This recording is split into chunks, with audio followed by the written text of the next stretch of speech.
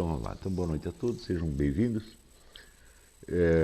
A ideia deste curso não é lhes passar uma técnica de leitura, mas fazer uma série de considerações, dar uma série de dicas que vão intensificar a sua experiência de leitura e, portanto, torná-la de algum modo mais rentável. No fim, o que se trata de você adquirir mais consciência do que você está fazendo quando você lê. Tá certo? Você terá proveito não só da leitura em si, do texto que você está lendo, mas do próprio ato de ler. Quer dizer, tornar esse ato menos automático e mais consciente. Bom, então a primeira pergunta que as pessoas nunca fazem é: o que é ler? Todo mundo sabe, entende que ler é uma certa habilidade que você aprendeu há muito tempo e que no começo pode ter lhe parecido até estranha, e você pode ter feito essa pergunta quando você tinha 7, 8 anos: o que é que eles estão querendo com isso? O que é esta habilidade que eles querem que eu adquira? Mas depois a pergunta desapareceu e sobrou somente o hábito automatizado. Então, você voltar a perguntar o que é ler, como se você estivesse aprendendo a ler de novo, tá certo? É uma coisa que pode render alguns dividendos. Também eu devo esclarecer que tudo que eu vou ensinar nesse curso é pura experiência pessoal, não é uma técnica científica, mas eu acredito que ela pode ser útil para vocês. Então, o modo de começar isso é nos reportar a um fato que eu já mencionei em vários outros cursos anteriores, mas que hoje eu vou analisar de uma maneira diferente, que é aquele episódio relatado pelo André Marx no livro Psicologia Reflexiva, da moça surda, muda e cega, que aprende o primeiro signo, que entra na linguagem, ela já tinha 20 e tantos anos, ela até então não se comunicava com o mundo de maneira alguma, ela tinha que ser alimentada, lavada, vestida, etc., como se fosse uma coisa. E havia uma freira que cuidava dela, e um dia a freira deixou uma faca sobre a mesa, e a moça agarrou a faca. Na hora que ela agarrou, a freira tomou, e a moça então, foi muito nervosa, começou a gritar, a soltar uns sons estranhos e tal, e a freira achou que talvez ela quisesse a faca de volta. Então, ela pegou a mão da moça e fez um sinal, assim, né, passando o dorso da mão na mão da moça. A moça pegou, fez o mesmo sinal na mão dela, e daí ela entregou a faca para a moça. A partir daí se abriu toda a possibilidade de comunicação. Em poucas semanas, né, já havia todo um vocabulário de sinais, e aquela moça começou, vamos dizer, a participar da vida como um ser humano. Então, esta é, vamos dizer, a força do signo, a força da linguagem.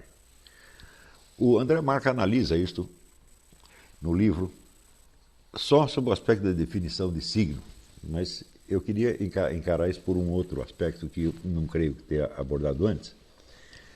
Nós perguntamos o que aconteceu exatamente neste momento. O que aconteceu ali é exatamente o que acontece quando você aprende uma palavra.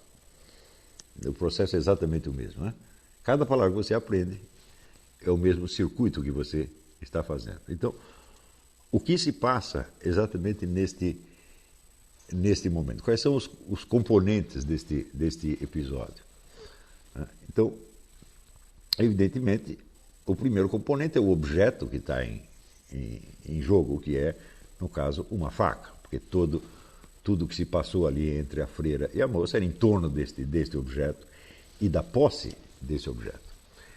Acontece que este signo, feito com a mão, se nós perguntarmos o que ele designava, qual era o significado deste signo, nós podemos responder: era a faca. Né? Mas era somente a faca que ela estava designando? Não, ela estava designando um desejo que ela tinha de pegar esse objeto, e estava designando esse desejo para uma outra pessoa. Então você tem os seguintes componentes: você tem o sujeito que emite o signo, que é a moça, você tem o sujeito que recebe o signo, e você tem um objeto externo, e você tem uma relação entre tudo isso. Né?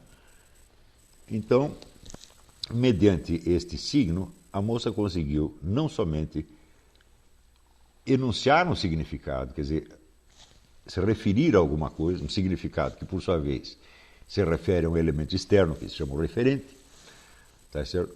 Mas entrar num circuito de ação e, portanto, participar de uma esfera de possibilidades muito maior do que ela tinha antes. É como se dissesse que só nesse momento esta moça entrou efetivamente no mundo. Até então ela estava bloqueada em si mesma, não havia mundo para ela. Né? Não havia mundo porque toda a relação dela com o mundo era receptiva.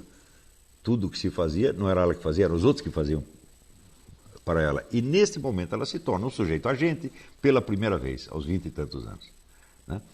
E isso é possibilitado por este elemento que se chama o signo, ou, de modo geral, a linguagem.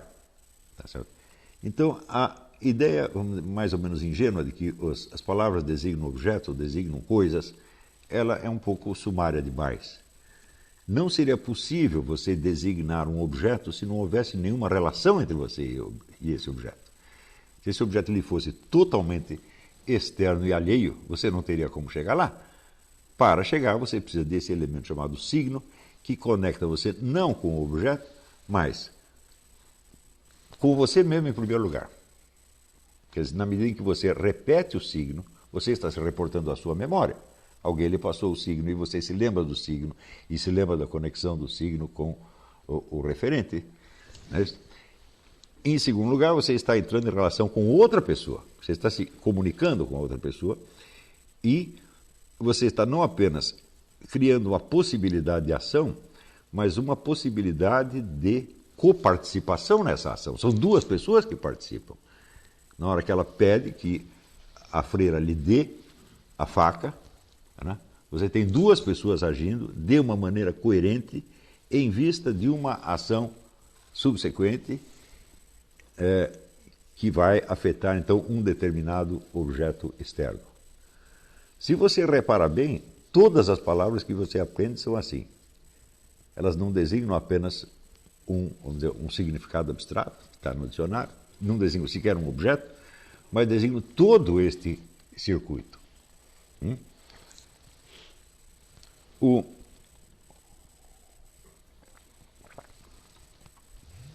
Isso também nos leva, vamos dizer, à seguinte conclusão. Durante muito tempo, os linguistas trataram de estudar a língua como se fosse um sistema, quer dizer, um conjunto de códigos que permite efetuar determinadas operações e que se fecha, por assim dizer, num sistema integral que é distinto de um outro sistema, como a língua portuguesa é distinta da língua alemã, as regras são diferentes, os sons são diferentes, e cada um desses conjuntos forma um sistema. Eu digo, ora, se a linguagem formasse um sistema por si mesma, tá certo? Ela só serviria para falar dela mesma, seria um sistema fechado. Isso quer dizer, a língua só pode funcionar na medida em que exista um mundo. Quer dizer, a presença de um mundo é o elemento fundamental nesta coisa. E o que aconteceu, vamos dizer, nesta experiência dessa moça foi justamente o ingresso dela num mundo onde se abre, vamos dizer, uma multidão de possibilidades. A partir do momento em que abriu a primeira, você já tem automaticamente a segunda, a terceira, a quarta e um número indefinido de possibilidades à medida que você vai aprendendo novos signos. Ou seja, cada signo se torna um instrumento de ação num mundo e, ao mesmo tempo, nos revela a presença deste mundo. Preste atenção que, até um certo momento, esta faca, para essa moça, era apenas uma sensação corporal que ela tinha. Né? Agora já não é, mas agora é um objeto externo com a qual ela pode entrar numa determinada relação. Não é isso? E é justamente este tecido de relações que vai compondo para nós o quê? A presença do mundo diante de nós. Do mundo inteiro que existe, nós conhecemos só uma parte pequena. Como nós sabemos que para além daquilo que nós conhecemos existe mais coisa? Tá certo? É porque nós temos, vamos dizer, esta expectativa da possibilidade de ação. Quer dizer, aquilo que eu não conheço, eu posso vir a conhecer hipoteticamente. E esse conjunto de hipóteses que estão para além do meu alcance no momento, é o que constitui, idealmente, o que nós chamamos o mundo, o universo, como queira. Se a língua fosse um sistema, ela seria o mundo. E durante algum tempo, houve linguistas e filósofos que acreditaram, digamos nisso, que a língua encobre o mundo como se ela fosse uma rede. Não é isso? Tem até um poema do Carlos Drummond de Andrade que fala disso aí, quer dizer, ele vê a Terra como um corpo tatuado, né, de signos, como se, vamos dizer, a linguagem então encobrisse, envolvesse a Terra. Ora, se isto acontecesse, seria impossível a linguagem se prolongar para além daquilo que já está contido nela. Então ela não nos abriria possibilidades, a não ser aquelas que já estão dentro dela. Esta ideia, ela, de certo modo, ela hipnotizou linguistas e filósofos durante muitas décadas, ao ponto de haver um linguista americano chamado Benjamin Worf, que ele acreditava que as diferentes línguas, elas moldam de tal modo a cosmovisão das pessoas que elas não conseguem pensar nada fora do universo da língua, da sua língua natal, ainda que aprendam outras línguas. Tá certo? Então você teria distintas mentalidades nacionais definidas não racialmente, mas linguisticamente, de uma vez por todas. E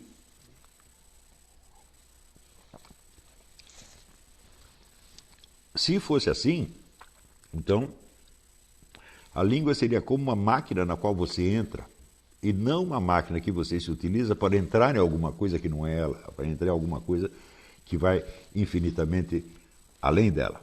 Portanto, essa teoria, embora, né, no Brasil ainda seja levada muito a sério, né, pode ser considerada sepultada, morte sepultada. Né. A língua é um elemento do mundo, é um elemento da nossa participação no mundo real. Então, isso significa que esta análise do signo, tal como feita pelo André Marca ali na Psicologia Reflexiva, ela tem que ser complementada por uma análise laveliana, vamos dizer, da nossa presença no mundo. Como se dá esta tomada de posse do mundo que nos circunda? Ela se dá através deste contato entre duas pessoas, um falante e um ouvinte, com vistas a uma ação referente a um determinado objeto. Este é o circuito inteiro. E cada palavra que nós aprendemos é isto. É uma possibilidade que você tem de agir em companhia ou em associação com outra pessoa, em vista de uma ação a ser praticada com um objeto. Logo, logo, este objeto vai nos mostrando o que ele pode fazer e o que ele não pode. Por exemplo, uma faca você pode usar para cortar alguma coisa, mas você não pode comê-la. Não é isso? E assim por diante. E isso vai nos dando... É daí que nós tiramos a ideia de um mundo objetivo. Nós sabemos que existe um mundo real fora de nós, não porque nós o vejamos. Se nós somente o víssemos, seria impossível distingui-lo de uma visão de sonho. Não é isso? Mas nós podemos agir sobre ele e as ações que nós podemos desempenhar nele são estritamente delimitadas pelas possibilidades dos próprios objetos. Possibilidades e limitações. Não é isso? Então,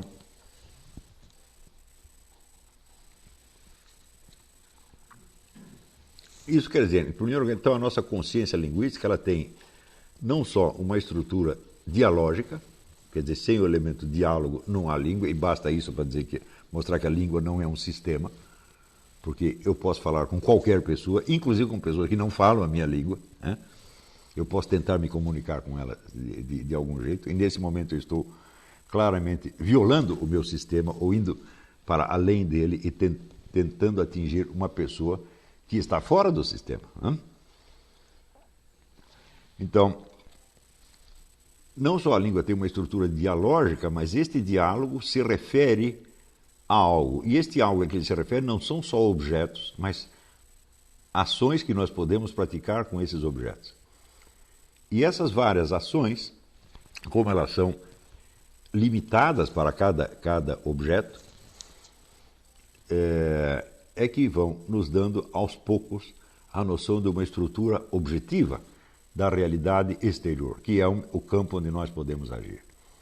Então, se abre ali, evidentemente, dois circuitos de possibilidades. Primeiro, havia a possibilidade de comunicação, eu posso falar com a pessoa, eu posso manifestar o meu desejo, a minha intenção, eu posso me fazer compreender de algum modo, eu posso apelar a esta pessoa, e nós juntos podemos fazer alguma coisa. Mas o que nós juntos podemos fazer está limitado pela estrutura objetiva dos objetos sobre os quais nós vamos atuar. E essas limitações também serão objeto do nosso diálogo.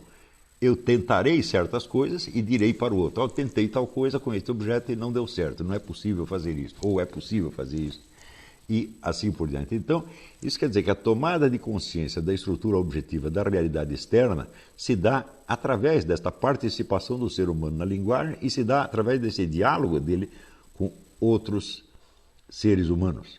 Daí, vamos dizer, a importância que nós damos ao depoimento dos outros, né, quanto a, vamos dizer, às possibilidades de ação, quer dizer, aquilo que nós queremos fazer, por exemplo, nós perguntamos a uma outra pessoa, será que dá para fazer isso?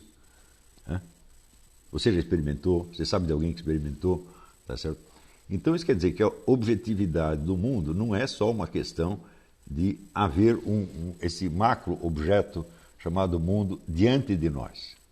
Tá certo? A objetividade, ela é conquistada, a noção da objetividade é conquistada através do diálogo, da participação de dois ou mais seres humanos e através das tentativas de ação. Basta você ter a consciência disso para imediatamente a sua experiência de leitura já aparecer numa outra dimensão. No instante em que você está lendo, você não está se comunicando, mas está recebendo uma comunicação. E esta é, vamos dizer, a grande dificuldade da leitura. Quer dizer, o autor não está ali presente para você dialogar com ele. E isso torna a experiência da leitura muito diferente da experiência da fala comum, tá certo? Ela é como se fosse, vamos dizer, metade da experiência da fala. Da experiência da fala amputada, vamos dizer, da resposta do interlocutor. Quer dizer que essa resposta terá que ser imaginária. E esse é exatamente o problema principal da leitura. Bom, acontece que no instante em que esta moça, que se chama Marie Hortin, em que a Marie descobre esta possibilidade de ação através da sua interlocutora e da relação das duas com o objeto, ela não descobre só isto. Existe muito mais coisa que está por trás disso. Por exemplo, de onde surgiu essa faca? A faca não é um elemento natural, é um elemento que foi fabricado por algum ser humano. Portanto, você tem a presença de um terceiro ser humano, tá certo? Que não está fisicamente presente, mas que está presente através do objeto que ele fabricou. E ele fabricou isso para alguma finalidade, tá certo? E esta finalidade que se torna transparente a partir da hora que você descobre que uma faca corta, abre para você o diálogo com um ausente. O sujeito fez a faca para que você a usasse para cortar, e você entende a intenção dele, e você a apreende, e você a verifica, você a confirma. Está entendendo? Isso quer dizer que cada objeto em torno de nós contém, vamos dizer, uma imensidão de diálogos possíveis que estão se travando naquele mesmo momento, sem que você tenha que conscientizá-los, mas que eles estão presentes. Quer dizer, cada vez que você se refere, quer dizer, a um objeto, você tem alguma ideia de como ele veio parar ali, de para que ele serve, quais são as ações que você pode desempenhar com ele. E tudo isso, note bem, não é só uma experiência que se dá entre você e o objeto, mas no caso de objeto de produção humana, tá certo? Se dá entre você, o objeto e o autor do objeto. Né? Vocês todos estão sentados em cadeiras e as pessoas fizeram as cadeiras para que vocês sentassem. Tá certo? No momento que você senta na cadeira, o que você está dizendo? Eu compreendi o que você quis dizer ao fazer esta cadeira. Se eu não compreendesse, eu não saberia para que usar esta cadeira. Isso quer dizer, você não precisa lembrar que alguém fez a cadeira. Isso é implícito, tá certo? Mas o fato de você saber usar aquele objeto mostra que você entrou num diálogo perfeitamente frutífero com o autor do objeto. Você entendeu a intenção dele e você sabe usar o objeto com a intenção com a qual ele desenhou e produziu esse objeto. Quando se trata de objetos naturais,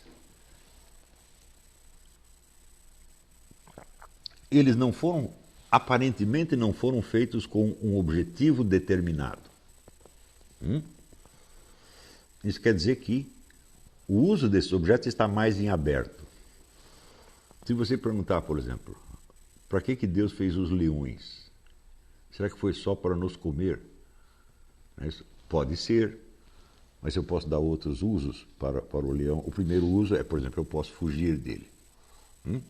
Então isso quer dizer que os objetos de ordem natural, eles têm, vamos dizer, as possibilidades de ação com relação a eles estão muito mais em aberto do que os objetos humanos. Os objetos humanos são feitos para uma finalidade ou duas específicas, determinadas. Os objetos da natureza têm, vamos dizer, um potencial de uso enorme. Por exemplo, quando inventaram os jardins zoológicos, digo, bom, você pode ganhar algum dinheiro com o leão, você põe ele numa jaula e cobra ingresso para as pessoas entrarem no jardim zoológico. Ou você pode matar o leão e fazer um tapete de leão. Tá certo? Você não pode dizer que o leão foi feito com a finalidade de ser posto no zoológico, nem de virar tapete. Mas são possibilidades que existem. Tá certo? E isto caracteriza toda a natureza em torno de nós. Todos os objetos naturais têm usos em aberto, têm possibilidades em aberto. E o que nós vamos fazer com eles depende eminentemente da nossa inventividade. Mas essa inventividade é livre, é ilimitada? Fala, não, porque os objetos têm uma estrutura própria. E isto quer dizer que você não pode usá-los de qualquer maneira, não pode fazer com eles qualquer coisa, mas só um certo número de coisas. Ao mesmo tempo, você percebe que outros seres, humanos ou não, podem dar ainda outros usos a esses objetos. Por exemplo, um castor faz diques, pega pedacinhos de madeira e faz um dique. Você não sabe para que ele faz isso. E ele provavelmente também não sabe, mas ele faz. Então, isto é uma possibilidade que este bicho tem usado e que não é necessariamente uma possibilidade que interesse a você, a não ser que você esteja no caso de precisar construir um dique. E assim por diante, quando você vê as relações entre os animais e as plantas, por exemplo, alguns animais comem algumas plantas e não comem outras. Eles podem usar certas plantas como esconderijo ou abrigo e podem dar uma série de usos diferentes. Então, veja, o mundo inteiro é composto desses diálogos, entre seres que se intercomunicam em vista de ações possíveis com relação a determinados objetos.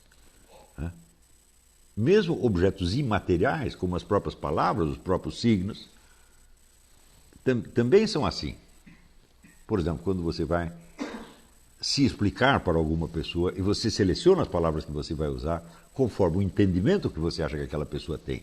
Você não fala com uma pessoa adulta do mesmo jeito que você fala com uma criança, tá certo? Você não fala com o estrangeiro como você fala com o seu compatriota e assim por diante. Você não fala com o seu patrão como você fala com o seu empregado. Você tem que selecionar as palavras. E cada uma dessas palavras é um objeto e entre você e o seu interlocutor se forma uma relação em vista de uma ação possível na qual esse objeto será usado. Então, quando se vê as coisas por esta maneira, a comunicação humana começa a adquirir para você uma densidade muito maior do que tinha antes. Quer dizer, enquanto você está, às vezes, se comunicando somente na base do automatismo, você não está consciente de tudo o que está implícito, tudo que está contido nesta relação, e, portanto, você pode explorar apenas um fragmento mínimo das possibilidades que estão ali abertas. Por exemplo, é muito comum nos dias de hoje, sobretudo nas sociedades onde você tem uma crise linguística, como o caso brasileiro, evidentemente tem uma crise linguística, onde as pessoas usam a linguagem para expressar os seus sentimentos sem ter a mais mínima ideia de como serão ouvidas. Então é como se cada um estivesse falando somente com ele mesmo. Então, predomina aí a expressão sobre a comunicação. Quer dizer, há uma expectativa de que, se eu me expressar, vão me entender, ou têm a obrigação de me entender. As coisas, evidentemente, não são assim, né? Se nós queremos efetivamente obter uma resposta dos outros, em parte nós temos que falar a linguagem delas. E para isso nós temos que saber qual é a linguagem delas, né? Portanto, isso quer dizer que o repertório de objetos e de ações possíveis que eu tenho não é necessariamente o que a outra pessoa tem. E note bem, falar é sempre entrar numa relação em vista de uma ação possível na qual será usado como instrumento um objeto. Então, o objeto tem a sua estrutura objetiva, que não tem como ser violada. O ser humano com quem você está falando, ele também tem lá a sua estrutura psíquica, a sua ordem interna, que você não tem como alterar por mágica, porque a pessoa é aquilo que ela é e você não tem domínio sobre ela. E a ação que você pretende desempenhar também tem as suas limitações, tem a sua lógica interna, tem as suas, vamos dizer, as consequências inevitáveis que se seguem de cada ação. Tá certo? Isso quer dizer que o processo de comunicação humana ele pode ir, vamos dizer, desde a eficácia máxima, onde o que o indivíduo diz é perfeitamente apreendido pelo outro, a ação a ser empreendida é compreendida claramente, não só na sua estrutura, mas também nas consequências desejadas, e a ação se perfaz, então, vamos dizer, como sobre rodas. Isto é o máximo. E existe, vamos dizer, a comunicação falhada, onde você diz uma coisa, a pessoa entende outra, a ação não se realiza, ou então se realizam duas ações simultâneas, incompatíveis uma com a outra, ou totalmente desligadas uma com a outra, e, em seguida, cada um explica para si mesmo, dá para si mesmo uma explicação diferente daquilo que aconteceu. Então, quando há uma crise linguística, é isso que eu me refiro, que as pessoas realmente não estão se entendendo e, portanto, não há possibilidade de nenhuma ação conjunta em sentido algum. Então, você lembra a famosa frase do Confúcio, que se você fosse um governante, qual é a primeira coisa que você ia consertar no país? Ele diz o sentido das palavras. É claro, porque sem isso não há nenhuma possibilidade de ação, nem mesmo na escala, vamos dizer, pessoal mais imediata, né? Quem já viu uma briga de marido e mulher sabe exatamente isso que acontece, porque cada um está falando uma coisa completamente diferente, né? E, por sua vez, as ações do outro adquirem na mente dele uma explicação diferente daquela que ele tem para si mesmo, e a explicação que você dá de si mesmo é diferente daquela que o seu interlocutor está dando de você, e assim por diante, e é uma confusão dos diabos. Não é preciso dizer que, quando isso acontece, o número de palavras em circulação aumenta, porque elas passam a valer menos e é um processo inflacionário. As pessoas falam mais precisamente porque estão entendendo menos. Não é isso? Então, isso quer dizer que, vamos retomar um pouco aí. No instante onde essa moça assume o controle do primeiro signo, o que se abre para ela é a presença do interlocutor, a possibilidade de uma ação conjunta, coerente, em vista de um objeto e das consequências pretendidas. Não é isso? Por trás esse é o modelo mínimo, né? O modelo o que é um signo? O signo é isto. Por trás do signo existe o mundo no qual isso se desenrola. Se nós fôssemos entidades isoladas, soltas no ar, sem um mundo em torno, não haveria nenhuma possibilidade de ação. No instante em que esta moça entra nessa relação objetiva com a freira, a ação que elas vão empreender se refere apenas a um aspecto mínimo daquele objeto. Por exemplo, elas não fabricaram o objeto, elas não fizeram a faca. A faca veio parar aí, sabe-se lá como. Muito menos a moça fabricou a freira ou a freira fabricou a moça. Elas já estavam aí, portanto, você vê o imenso conjunto de causas que tinham que estar em movimento para que esta situação fosse possível. E, na verdade, essa comunicação coloca você dentro de todo este campo de ação. Isso quer dizer que qualquer ação pode ser empreendida em vista de um quadro de referência imediato, limitado, mas ele se dá sempre dentro de um contexto imensamente maior, sem o qual esse quadro não poderia existir. Isso quer dizer, quando nós limitamos a situação e dizemos, ali tinha a moça, a freira, a comunicação, o intuito de ação, a ação e as consequências da ação. Bom, já parece, isso é muito mais rico do que você dizer que a palavra designa um objeto, né? Porém, isso é imensamente pobre, porque isso é apenas uma abstração. Eu estou abstraindo este intercâmbio, esta situação, de dentro, né, do quadro que a tornou possível. Por exemplo, a freira não poderia estar fazendo isso se ela não tivesse um dia descoberto que ela tinha vocação religiosa e entrado para o convento e tomado as ordens e decidido dedicar sua vida aos doentes e assim por diante. Quer dizer, tem uma vida inteira por trás disso. Não é isso? Também a situação da moça cega, surda e muda, todo este quadro patológico não surgiu sozinho, certamente tem causas que o produziram. Sem isso ele não existiria. Então, note bem que tudo isto está presente naquele momento. E cada vez que você lê uma palavra, tudo isto está presente. Agora,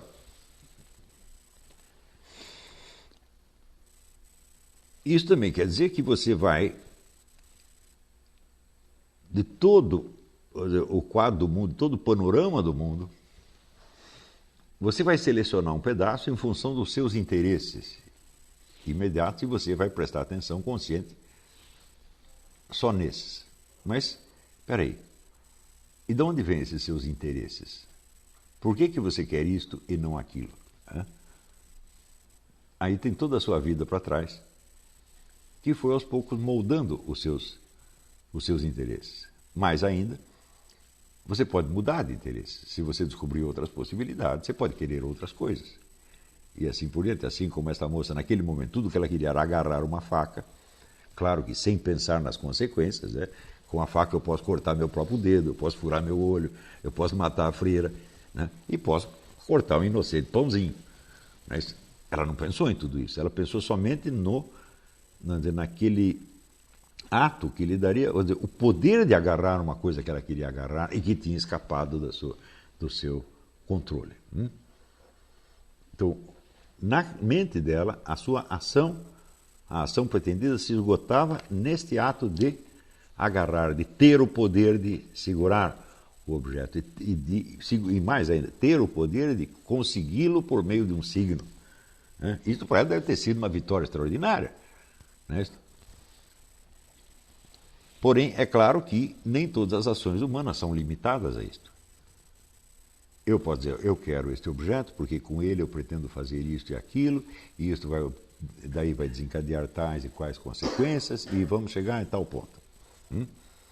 E o conjunto desses atos que eu vou desempenhando vai compor a minha vida, e um dia eu vou morrer e vou ver que a minha vida teve algum sentido porque eu fiz as coisas em vista de tais ou quais objetivos, em função de tais ou quais valores. É possível você chegar a um ponto onde tudo o que você faz está referido a esta finalidade ou valor último. E sempre onde existe uma finalidade da ação, existe a finalidade da finalidade, e a finalidade da finalidade da finalidade. Tudo isso está sempre presente, ainda que você não preste atenção. Não é isso? Então, claro que pode haver a ação impulsiva, onde a finalidade imediata é como se fosse o fim do mundo. É a sua suprema realização, como para esta moça foi agarrar a faca, conseguir a faca de volta e agarrá-la. Então, a moça estava realizada, porque ela conseguiu o que queria. Ela não estava pensando nas consequências seguintes.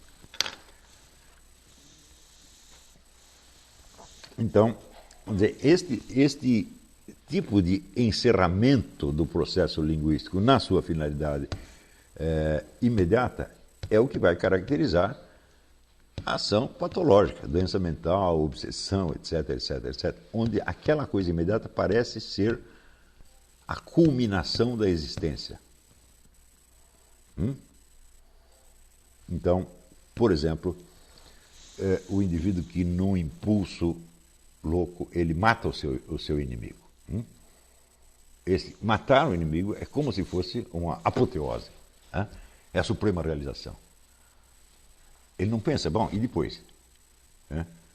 Depois eu posso ser preso, eu posso me arrepender, pode acontecer mais isto, mais isto, mais isto, mais isto, mais isto, mais isto, mais isto, mais isto. Se você pensar a vida inteira, então você deu o papel, é melhor não matar o sujeito. Ou quando você tem uma paixão mórbida, você vê a mulher do vizinho e fala, preciso comer essa dona de qualquer maneira. Então aquele momento culminante onde você vai para a cama com ela é a apoteose, é como se fosse a finalidade da existência universal. E no instante seguinte, entra o marido e te dá um tiro. Esse não estava no programa. Então, vamos dizer, esta ação obsessiva, impulsiva, ela mostra o quê? Ela mostra um congelamento do processo linguístico. E esse congelamento acontece em muitas situações não tão catastróficas, não tão letais, evidentemente. E no próprio processo de leitura, ela acontece muitas vezes. Onde, vamos dizer, a compreensão daquela palavra, daquela frase que você está lendo, é tudo. Não existe mais nada além disso. Então, é como se estivesse você diante de um texto e aquele texto é, vamos dizer, um muro do qual você não vai passar. Isso quer dizer, você não vai ter acesso às possibilidades de ação que aquele texto está abrindo. Por quê? Porque você está muito preocupado com o próprio texto. Tá certo? Então, mas isso é uma coisa que nós vamos analisar depois. O que eu quero ressaltar é que a presença de um único signo, o aprendizado de um único signo, coloca você dentro do universo. O universo não deve ser compreendido aqui somente, vamos dizer, como uma presença física que está diante de nós e dentro do qual nós estamos, tá certo? Mas é um conjunto de possibilidades de ação. E ele é isso eminentemente. Então, você vê, durante muito tempo, houve gente que acreditava que, como o nosso processo de aprendizado e de conhecimento do mundo é uma construção interna, tá certo? Então, esta atividade de construção era, por assim dizer, livre. Eu construo o mundo do jeito que eu quiser. Todo o processo de educação brasileira é baseado nisso aqui. A construção do conhecimento, a construção social do conhecimento. Mas, evidentemente, isto é loucura, porque você só pode construir o conhecimento dentro da sua própria cabeça. Não é isso? Dentro da sua própria mente ou imaginação, se existe alguma construção, está ali, mas, ao mesmo tempo, a sua mente não é o limite, não é a fronteira última desse processo. Existe algo para além dele, que é o que você está conhecendo. Não é isso? E, mais ainda, como no processo de conhecimento você entra num diálogo com outras pessoas, existe a intenção sua, existe a intenção do interlocutor, existe a ação planejada, existe o objeto sobre o qual a ação vai incidir, existem as consequências do objeto e por trás delas existe tudo aquilo que tornou o objeto presente e que colocou você e o seu interlocutor na situação. Em suma, existe o mundo. Então, quer dizer, existe um processo de construção do conhecimento. É evidente que ele existe, tá certo? Mas ele não é tudo. Quer dizer, o que você está construindo dentro de você são apenas possibilidades de ação já conhecidas. E essas possibilidades de ação terão de ser realizadas num mundo onde, inevitavelmente, cada ação realizada abrirá a possibilidade de outras e abrirá consequências e assim por diante. Portanto, o aprendizado do idioma é um processo em aberto, é um processo onde você está continuamente tentando construir um sistema de relações na sua mente e esse sistema de relações está continuamente sendo diluído e ampliado pelo contato com novas coisas no mundo e novas situações. Portanto, a língua não é um sistema, mas ela é uma sistematização. Ela é a sistematização de algo que está em aberto no mundo. Você tenta fazer um sistema fechado, que você domine intelectualmente, você pode até dominar intelectualmente, mas você domina só aquilo que você já sabe. Então, nós estamos continuamente estruturando, né, elementos aprendidos que o curso da experiência vai diluindo e vai integrando em novos circuitos cada vez mais amplos e mais abertos. Tá certo? A experiência da leitura é exatamente a mesma coisa. Isso quer dizer que o que quer que você leia, assim como o que quer que você ouça, pode se esgotar para você naquela apreensão daquele significado, ou pode abrir para você uma infinidade de possibilidades de ação. Acontece que quando você lê vamos supor que você esteja lendo Aristóteles ou Platão, são pessoas que têm uma experiência do mundo imensa, imensa. Se elas passassem o tempo todo falando para você, elas não conseguiriam contar tudo aquilo que elas sabem, aquilo que elas viram, tudo aquilo que pensaram, não conseguiriam. Tá certo? Então, o que você está fazendo quando você os lê é participar deste circuito de experiência deles, que vai muito além do seu. E pior, como eles não estão presentes, você vai ter que fazer isso apenas por iniciativa sua, guiado por um texto que só diz sempre um pedacinho do que o autor sabe. Então isso quer dizer que a leitura, neste caso, é eminentemente um processo de adivinhação do que está para além do texto, mas que poderia estar ali, porque faz parte do universo que lhe está sendo comunicado naquele momento.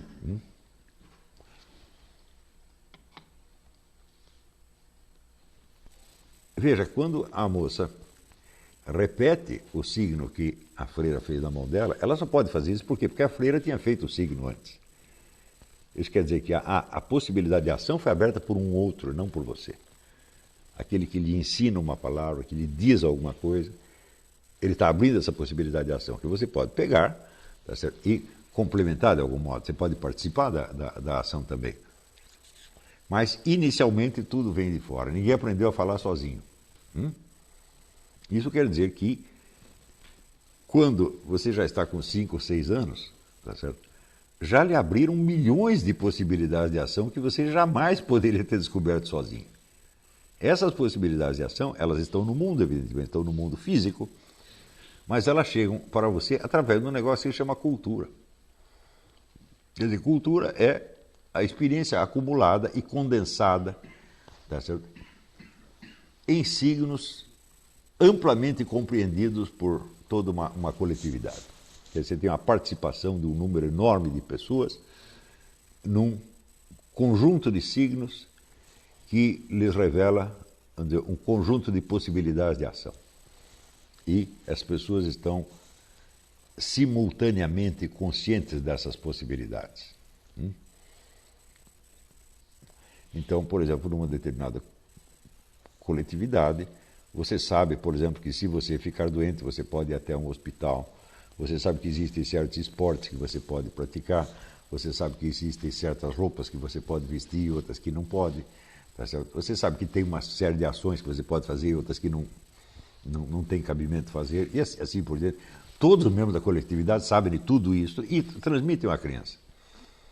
E a criança vai, então, ampliando enormemente as suas possibilidades de ação. E deste imenso conjunto, ela só vai chegar a praticar uma fração ínfima. Mas essa fração ínfima não faria o menor sentido para ela se ela não soubesse do conjunto de possibilidades que está em volta. Não é isso? Por exemplo, se você decida, eu vou jogar futebol. Eu digo, bom, você pode decidir isso, por quê? Porque existem centenas ou milhares de pessoas jogando futebol. Né? Tem pessoas que sabem o que é isso, sabem como se faz isso e gostam disso, e vão estar em certo lugar, em certo momento, fazendo exatamente isso.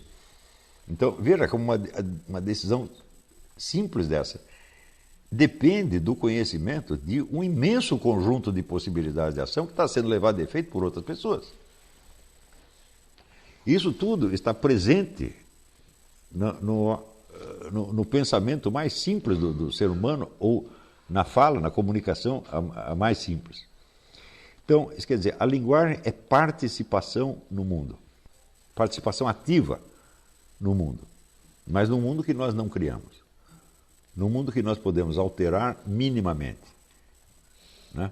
Se eu pensar assim, como estava o mundo antes de eu nascer e como ele vai estar depois de eu morrer, ele vai estar praticamente igual. Quer dizer, o que eu interferi é muito pouco. Alguma coisa interferi, certamente todo mundo interfere, tá certo? Mas nós sabemos que nós não criamos o mundo e que tudo o que nós podemos fazer é participar dele. Não é isso? E, evidentemente, o instrumento primordial desta participação é a fala, é a linguagem. Você vê que a maior parte das ações humanas, mesmo quando são ações físicas, elas contêm um coeficiente pequeno de ação física e um coeficiente enorme de fala. Você veja, por exemplo, vamos voltar ao exemplo, eu decido matar uma pessoa. Bom, dou um tiro nela, o tiro leva 1 segundo e no segundo seguinte ela está morta. Mas para eu chegar lá, você imagina a imensidão de palavras que transcorreram na minha cabeça. Se for uma ação que tem que ser empreendida por 2 pessoas, em vez de eu matar o sujeito, eu digo, vamos matar o fulano, a ação verbal vai ser muito maior do que o ato de chegar lá e dar um tiro no fulano. E em tudo isso é assim. Por isso que quando nós falamos assim, esse contraste, não, tem muitas palavras e poucas ações, eu falei, mas tudo é assim, isso é necessariamente assim. Onde quer que se faça alguma coisa, falou-se muito mais, evidentemente. Não há como escapar. Isso quer dizer que o meio primordial da ação humana é a fala. Então, mediante a fala, nós nos introduzimos numa relação com uma outra pessoa, como no caso dessa moça e da freira, nós nos introduzimos numa comunidade, numa sociedade e na história. Qual é o tamanho da comunidade da qual nós nos introduzimos? Em princípio, é a humanidade inteira, e em princípio é o universo inteiro. Mas eu não estou consciente de tudo isto. Então, a pergunta é, até onde vai, vamos dizer, o meu horizonte de consciência e até que ponto eu sou capaz de colocar precisamente a minha ação dentro desse horizonte de consciência com uma certa clareza do que eu estou fazendo, de onde eu estou fazendo e de quais serão as implicações. Por exemplo, se eu pego um livro de Platão para ler, eu digo, você tem alguma ideia do horizonte inteiro de diálogo no qual você está entrando? Você tem ideia de quantas pessoas já leram Platão? Você tem ideia de quanto já se discutiu a respeito? Digo, se você pega, se Platão para você é somente um livro que você pega na estante e você vai ler, é evidente, você não vai entender o que está ali. Porque você está querendo entrar apenas numa relação, vamos dizer, intelectual com o objeto físico. Isto não é possível. Só existe uma relação intelectual com uma outra mente. Você pode entrar numa relação intelectual direta com um indivíduo chamado Platão? Não, você não pode, porque Platão não está presente. Platão já morreu e nada mais disse, nem lhe foi perguntado. Portanto, a única coisa com a qual você pode entrar em relação ao ler Platão é toda esta tradição de discussões platônicas que vem aí há 2 milênios e meio. E na hora que você entra nisso, com a consciência de estar entrando nisso, é evidente que a sua compreensão da coisa se amplia formidavelmente. Também é claro que de tudo o que se falou sobre Platão ao longo do tempo, tem uma boa parte que é perda de tempo, uma boa parte que é bobagem, uma boa parte que foi perdida, que ninguém lembra mais, tá certo?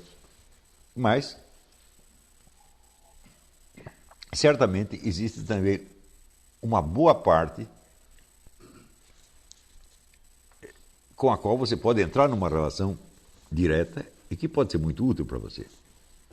Tá certo? Então, o simples fato de o sujeito ter ou não consciência de que o ato de ler é um ato de participação no universo e na cultura já modifica completamente o ato de ler.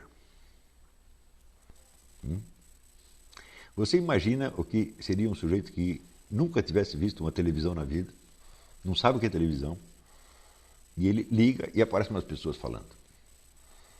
Como é que ele vai se explicar para si mesmo a situação?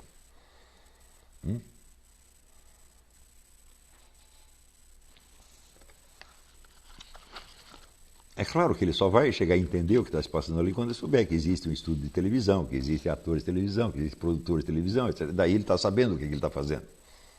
Né? Então, eu acredito que no Brasil a maior parte das pessoas que leem, elas leem exatamente como esse sujeito que liga a televisão pela primeira vez sem saber o que é. Então, por exemplo, no Brasil já fizeram quantas campanhas para incentivar o hábito da leitura? Eu digo, mas que coisa mais imbecil ter o hábito da leitura, Você lê para você saber alguma coisa, para você participar de uma atmosfera cultural maior, e às vezes você pode fazer isso sem ler. Alguém lhe conta. Eu sempre preferi falar, mas por que eu vou ler o livro se tem alguém que me conte? Por exemplo, quando eu era jovem, tinha um amigo que era um leitor de Heidegger. 96% do que eu sei sobre Heidegger, eu não li, foi ele que me contou. Isso é perfeitamente possível. Você pode ouvir uma aula como você está ouvindo agora. Então, vamos dizer, por que desenvolver o hábito da leitura e não o hábito de buscar o conhecimento? Seja pela leitura ou por qualquer outro meio. A leitura, afinal de contas, é somente um instrumento dentro deste imenso repertório de ações distintas que é a busca do conhecimento. E te digo mais, ela não é um instrumento privilegiado. Nunca foi. Ela começou a se tornar um instrumento privilegiado a partir da hora em que surgiu a indústria gráfica. Se você pensar bem, veja, René Descartes, quantos livros ele tinha? A biblioteca de René Descartes eram 100 livros, não mais do que isso. E era um dos homens mais sábios do tempo. Quase tudo que ele aprendeu ouvindo falar. Se você recuar um pouco antes, você veja, o que era lançar um livro no tempo de Platão?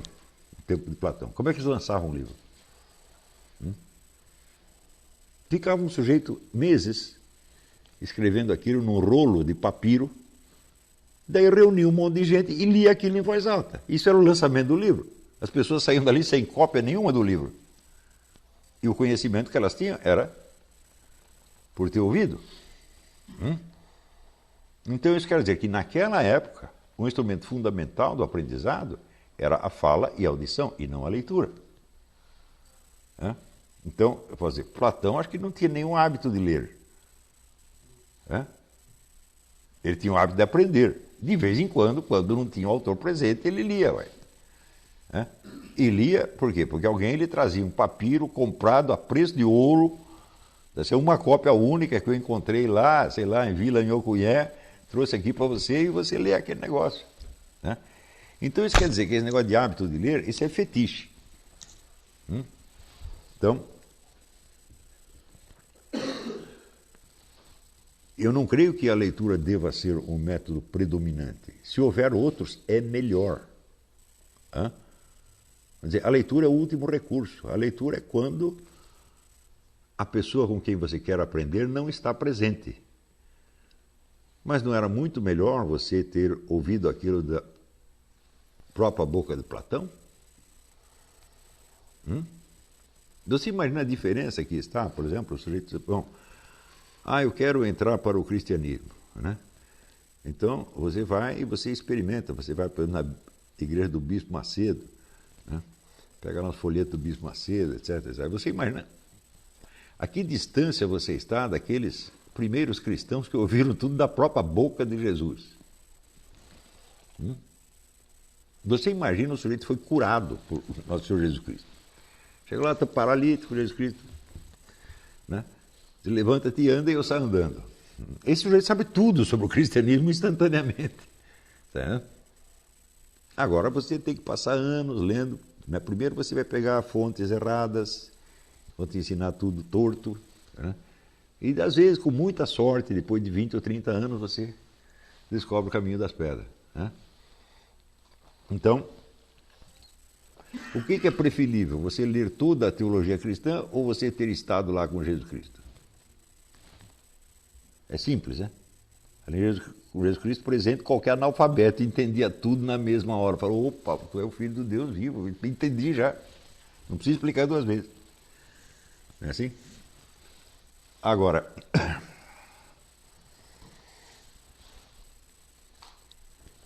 isso quer dizer que se entramos na leitura com a ideia de ler, já entramos com a ideia errada. Você tem que entrar na leitura com a ideia de ouvir.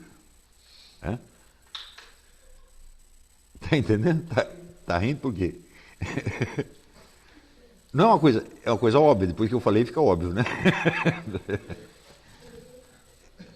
Ouvir ouvir uma presença humana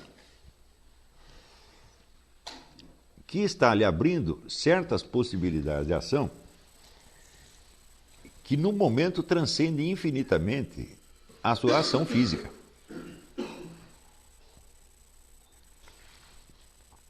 Então,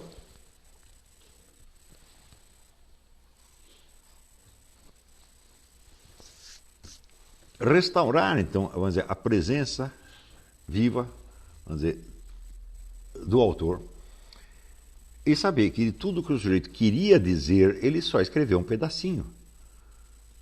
Por exemplo, eu vejo assim, eu dou uma aula de 1 hora. Transcrita, esta aula dá 30 ou 40 páginas. Quanto tempo eu levaria para escrever 30 ou 40 páginas? Uma semana, pelo menos, né? Então, isso quer dizer que toda e qualquer escrita é taquigráfica. Ela é só um condensado, um resumo, muito mal feito, mesmo no caso das melhores obras possíveis. O que está escrito não vai dar ideia perfeita do conjunto de intenções com que o autor escreveu aquilo. Você vai ter que chegar a esse conjunto de intenções por uma vivência imaginativa. Pior ainda, esta vivência imaginativa, ela é uma técnica longamente desenvolvida, e de altíssima precisão.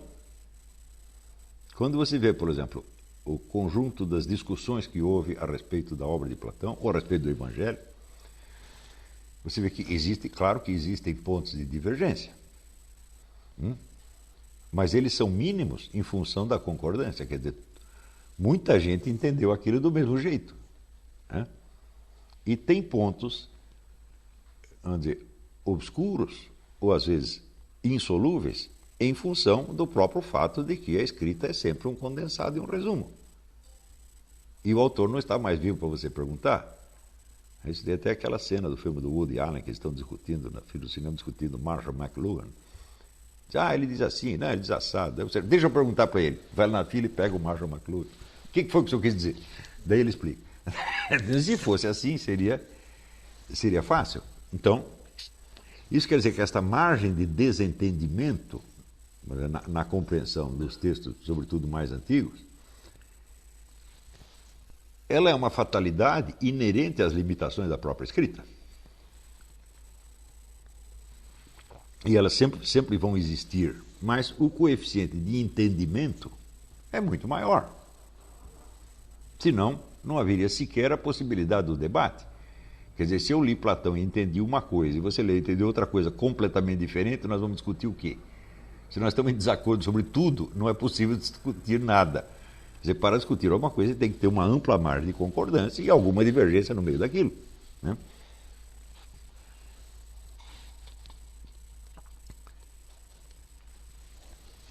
Então, isso quer dizer que qualquer aprendizado de qualquer signo, então, é uma participação na experiência do mundo. A participação, que não é solitária, é sempre dialógica, necessariamente, porque mesmo quando você está absolutamente sozinho, pelo simples fato de você estar usando palavras que alguém lhe ensinou, essas pessoas estão ali, a influência dessas pessoas está ali presente de algum modo. Então, e o simples fato de você ter esta ideia, de você estar consciente desta ideia, na hora que você vai estudar ou ler, já facilita as coisas enormemente. Primeiro porque torna tudo muito mais interessante do que o simples esforço de ler um texto. Isso também nos leva à conclusão de que, ao tentar compreender um texto, a atenção excessiva ao texto pode atrapalhar. Porque o que importa é o que está por trás dele.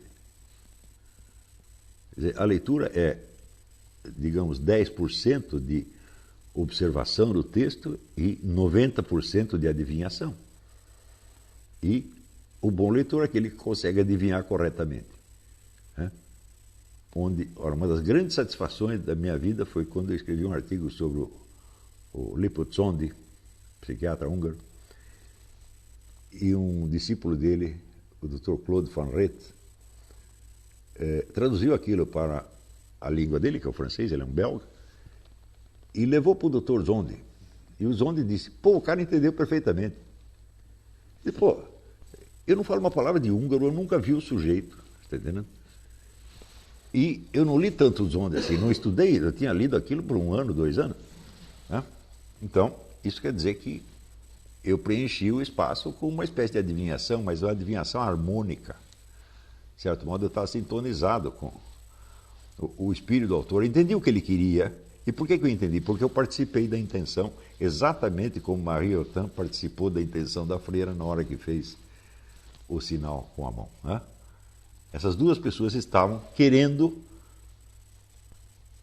perfazer uma ação juntas. Tá certo? Então, quando você afina com essa intenção, a sua leitura começa a render. E você tendo lido um pouco, você mais ou menos adivinha o que vem para diante. E adivinhar o que vem para diante é uma condição para entender o que você está lendo no momento. Quando você está assistindo um filme, né, e você vê assim o bandido saltando a janela de madrugada, enquanto a mocinha está dormindo, o que você pensa? O que vai acontecer em seguida? O bandido vai entrar ali, sentar, fumar um cigarro e ir embora? Você espera que não seja isso? Não é isso? Então, quer dizer, a expectativa é um elemento absolutamente fundamental de qualquer comunicação humana e da leitura também. Tá certo? Quando se trata da comunicação de pessoa a pessoa, bom, você sempre pode conferir se a sua intenção está harmônica com a do outro. Quando o autor não está presente, só tem um jeito, você vai ter que continuar lendo para saber se mais adiante aquela intenção chegou a se perfazer ou não. Tá certo? Mas o elemento de adivinhação está sempre presente.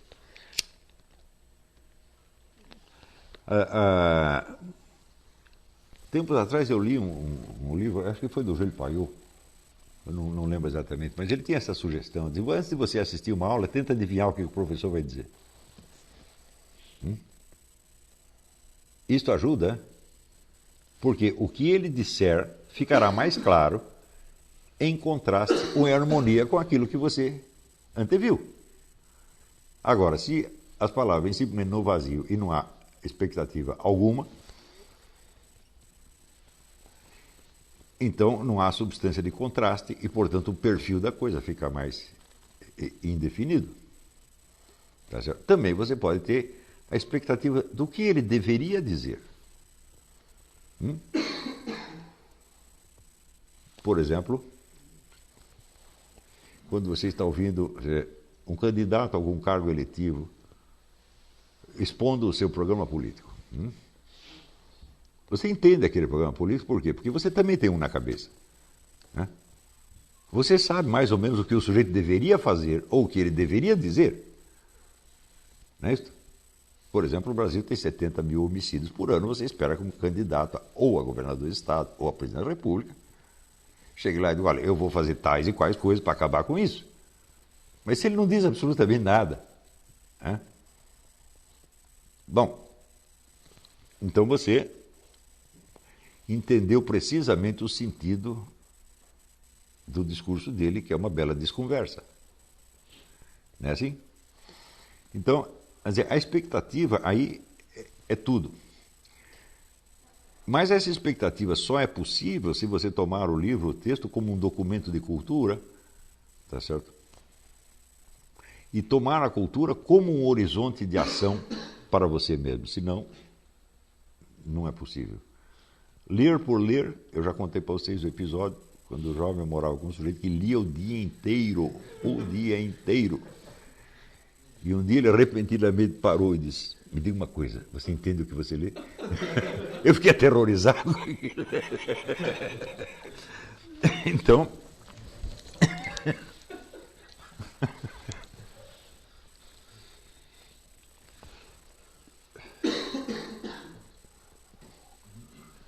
Então vocês entendem que esse negócio de hábito de leitura é um fetiche. Né? Eu nunca vi no Brasil alguém dizer, não, vamos tentar despertar o amor ao conhecimento. Não. Isso quer dizer, você quer o instrumento, mas você não quer a finalidade. Então o instrumento se torna um fetiche, essa é a definição de um fetiche. Né? Então, é assim, é como você descascar a banana. Você não quer comer a banana.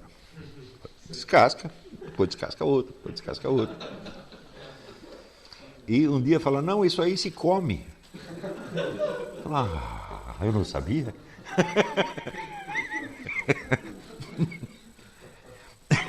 Então, muito bem, esta participação na cultura, como ela tem sempre algo a ver com uma expectativa, como no caso, essa pequena participação desta moça tinha uma expectativa de poder experimentar aquela força, aquele poder de agarrar o objeto. Né? Toda participação tem algum objetivo a que você quer chegar. Tá certo? E esse objetivo tem a ver sempre com o sentido último do que você está fazendo, o sentido último da vida. Né? Então isso quer dizer que você adquirir cultura, ou você ler, etc., etc., se torna uma experiência muito mais intensa, muito mais luminosa, quando você sabe o porquê você está fazendo isso e aonde você quer chegar. Né? Aonde você quer chegar, não em termos práticos. Né? Você diz, não, eu quero estudar isso para fazer um exame não sei aonde. Bom, então o exame é o fim, é isso? Então, não, eu quero receber uma... Tinha um sujeito que gozava muito isso. Não, eu quero ser um iniciado, né? E daí quando você chega lá, você faz os exercícios ascéticos, etc., depois você chega e recebe a iniciação. Né? Daí o cara diz, pronto, me iniciei, terminei. A iniciação era o fim. Então, isso quer dizer que a ideia do valor que justifica as suas ações, que justifica a sua vida, ela está presente em cada um desses atos. Você vê que para esta moça, o simples fato dela... Você imagina o que é você ser um vegetal, né, totalmente inerme, e de repente você poder fazer algo por você mesmo pela primeira vez na vida. Então é uma vitória absolutamente extraordinária. Né? Então isso para ela estava cheio de sentido naquele momento. E por isso mesmo ela aprendeu tão fácil, e por isso não aprendeu vários outros signos nas semanas seguintes. Né? Então, o que a fez aprender foi o desejo de viver. E o que é viver? Viver é participar do mundo. Não é isso?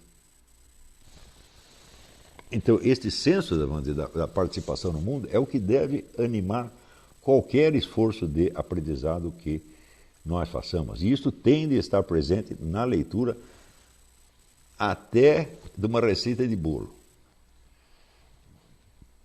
Está entendendo? Então vamos fazer uma pausa, daqui a pouco nós voltamos.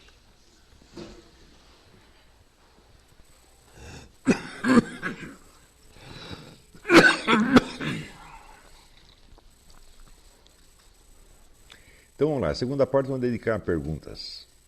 Pensem aí 2 minutos e vê as dúvidas. Professor, se a freira ela tivesse feito outro sinal com a mão. Peraí, repita porque aqui tem um som. Aqui. Sim. Se a freira tivesse feito outro sinal na mão da moça, vamos supor, tivesse apertado, aí teria falhado a comunicação, eu imaginei. Eu não sei, na verdade, ele pergunta se ela tivesse feito um outro sinal, por exemplo, dar um beliscão na mão, talvez funcionasse. Tá certo? Porque o signo ele não tem de conter necessariamente uma referência física ao objeto, ele não tem que imitar o objeto. Ele pode fazer isso, mas pode não fazer também. Né? Até hoje nós estamos na famosa discussão do Crátilo, do Platão, se a linguagem é arbitrária ou se tem alguma relação intrínseca com os objetos designados. E a discussão ali é inconclusiva e eu creio que é inconclusiva até hoje. Quer dizer, a premissa da linguística moderna de que da arbitrariedade do signo, que o signo é arbitrário, ela é verdadeira para um grande número de casos, talvez a maioria deles, mas há casos em que não é. Né? Se você tem sons que universalmente são repetidos nas mesmas circunstâncias, como, por exemplo, a letra M na palavra mãe e a letra B, P ou V, o F com relação a pai. Isso é universal. Né? E não é possível que seja uma coincidência nem que tenha sido uma transmissão. Então, alguma relação entre som e signo tem.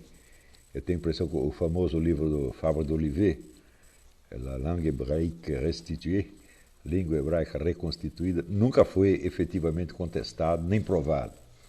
Também a premissa saussuriana da arbitrariedade do signo também nunca foi provada nem contestada. Então, até hoje ninguém sabe quem morreu. Eu garanto que foi ele e garanto que fui eu. Vamos dizer, no meio universitário em geral, você vai ver a arbitrariedade do signo afirmada resolutamente como um dogma. Mas isso aí é apenas uma questão de uma opinião dominante num círculo social.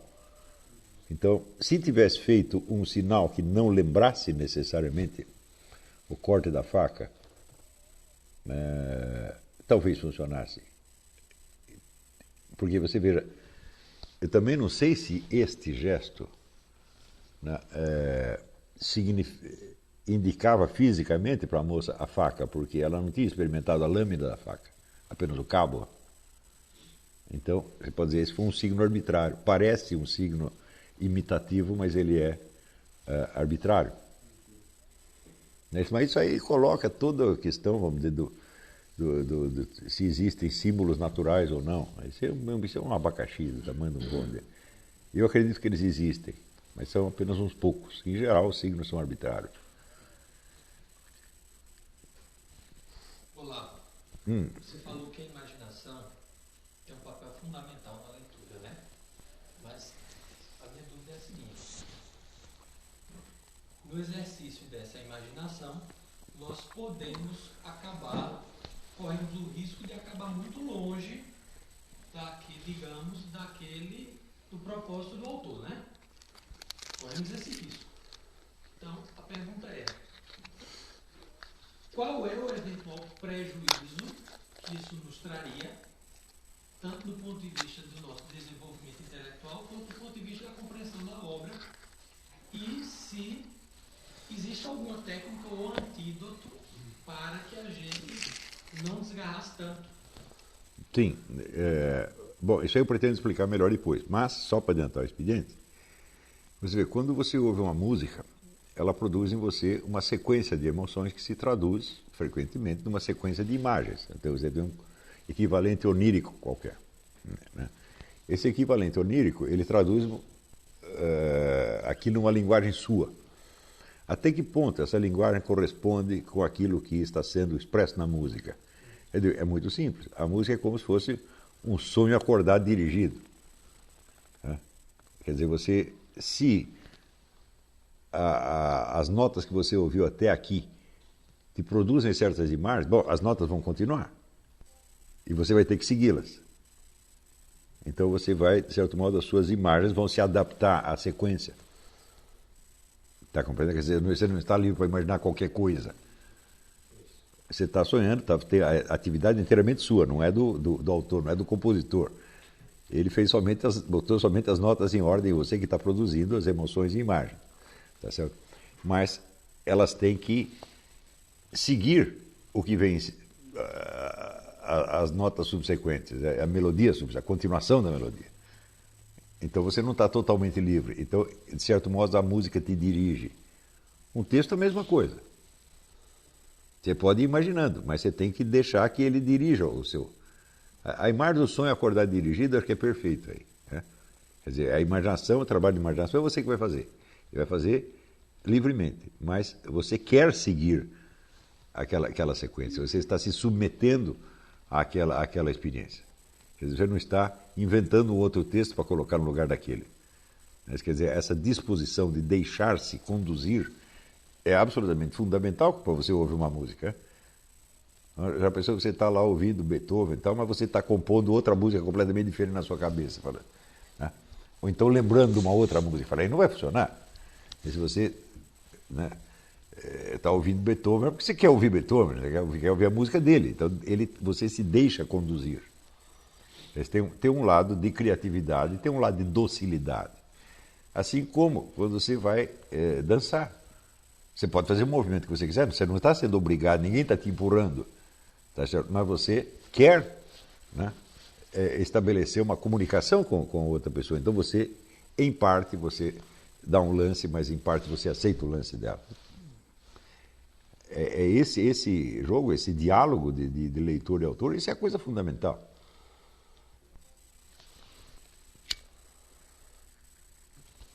Então, por isso mesmo, vamos dizer, esse deixar-se conduzir é muito importante, porque daí é como se você mesmo estivesse pensando aquilo.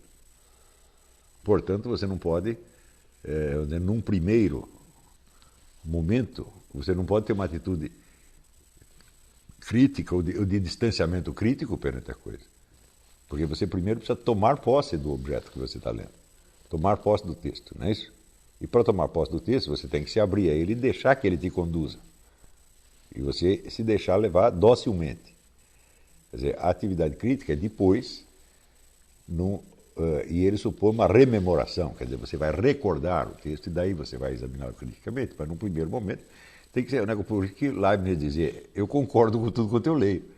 Mas se você não concorda, você não lê. Aí você diz, bom, e se for uma tremenda besteira? Fala, bom, você nunca pensou besteira por conta própria? Porque você não pode pensar alguma sugerida por um autor. Deixa ele botar besteira na sua cabeça e depois você elimina. Mas num primeiro momento você tem que deixar-se levar. Mas não é, vamos dizer, é um deixar levar que é ativo, como numa dança exatamente. O outro, de certo modo, ele também está te levando. Você está levando ela, está levando você. Né? Cada um dos dois está livre para fazer o que quiser. Acontece que os dois querem fazer a mesma coisa. Né? Se não quiser fazer a mesma coisa, então é melhor você ler outro livro. Você vê no caso do exemplo da Marie, as duas estavam querendo a mesma coisa. Uma mulher estava querendo a faca e a freira estava ensinando para ela como pedir a faca. Mas, se ela quisesse, de qualquer maneira, negar a faca para a moça, ela não faria isso. Daí, todo o berreiro da moça iria cair no vazio, não ia dar nada. Quer dizer, existe uma afinidade de intenções. Eu estou querendo lhe dizer algo e você está querendo ouvir esse algo. Né? Ouvir e reproduzir aquilo para você mesmo. É uma questão de docilidade. Agora, se a sua imaginação se sobrepõe àquilo que você está lendo, então, fatalmente, você vai parar de ler. Né? Isso às vezes me acontece. Eu estou lendo uma coisa e me surge uma sequência de pensamento que prolonga aquilo para muito além do que o autor poderia ter pensado. Então, daí eu paro de ler e vou tomar nota do que eu pensei. Né? Mas eu não vou dizer que foi ele que disse isso. Não, você tem que saber até onde ele te levou, até onde você se deixou levar por ele e aonde você tomou a dianteira. Isso é uma finura. A prática te mostra isso muito claramente.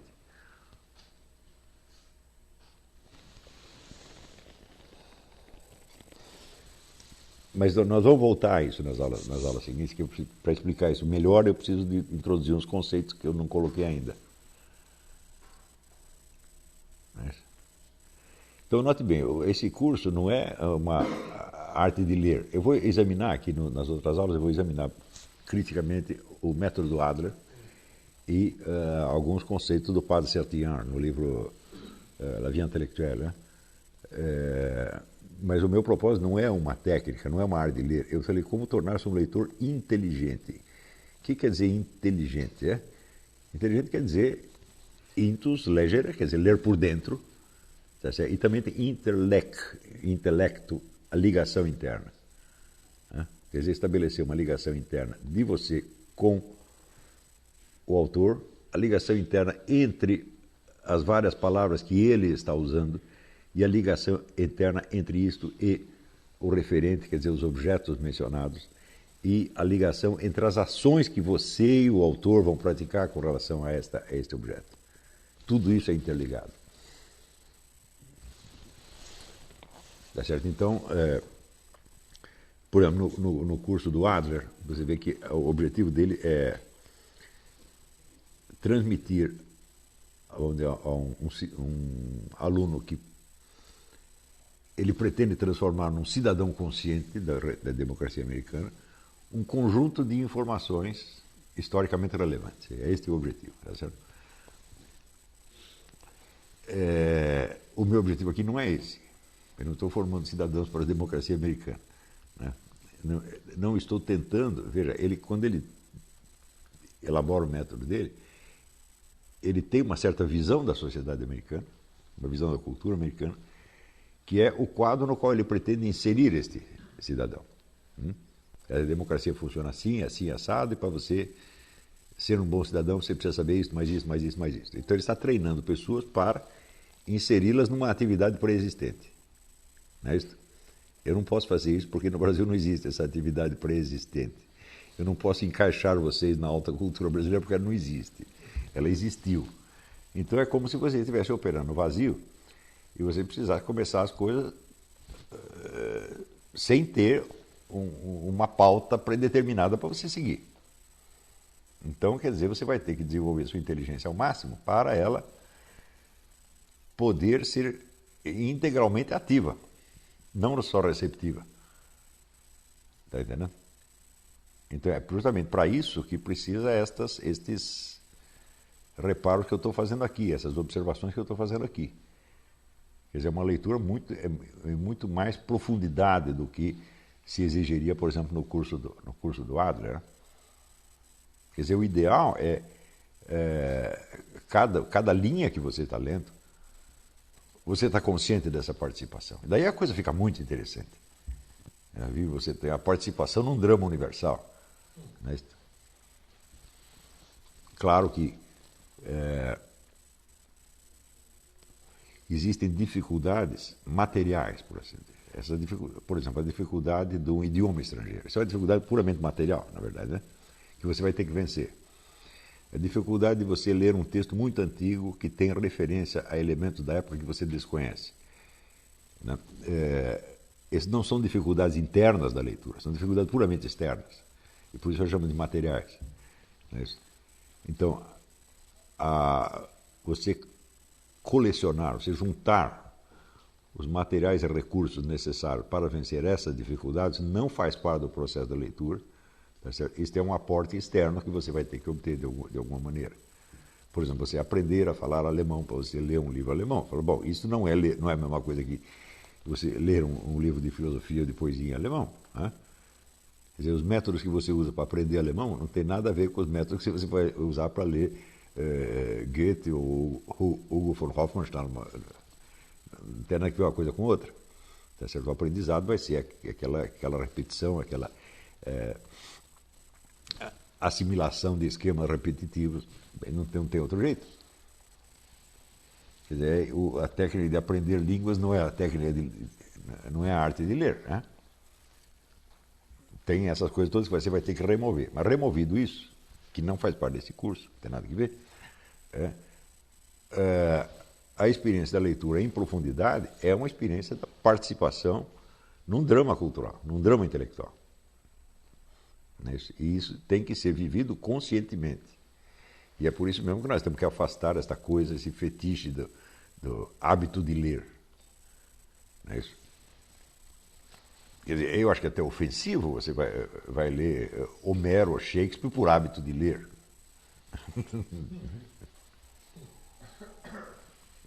Você veja, por exemplo, eu não li todas as peças de Shakespeare, eu li algumas. Mas o que elas rendem na minha cabeça até hoje vai infinitamente além da leitura. E é isso que interessa. Também,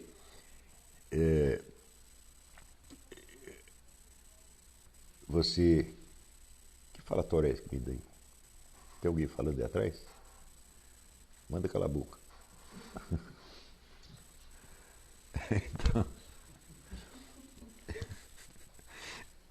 Então, também o problema, vamos dizer, da interpretação de texto.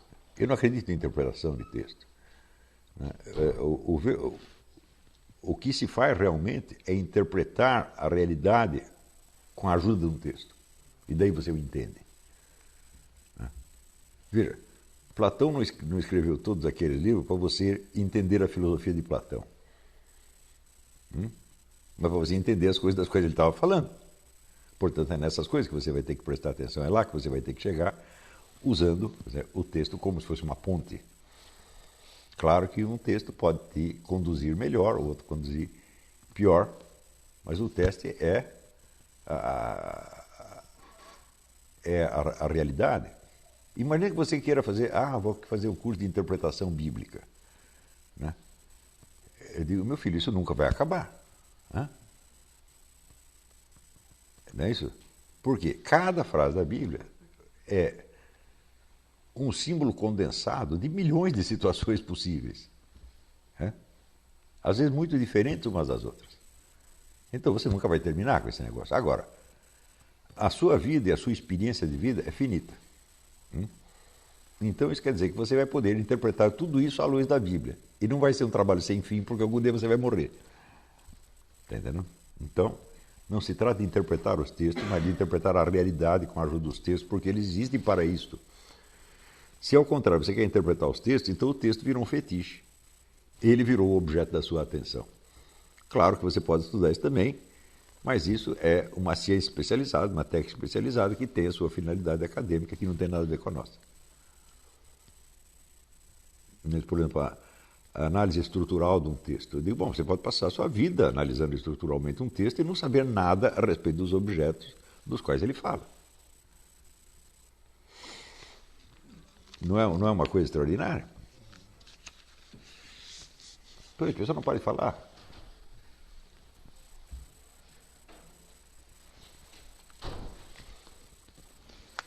Quer dizer, esta coisa, vamos dizer, da abertura para o objeto, para o referente e para o mundo, esta é a coisa fundamental da leitura.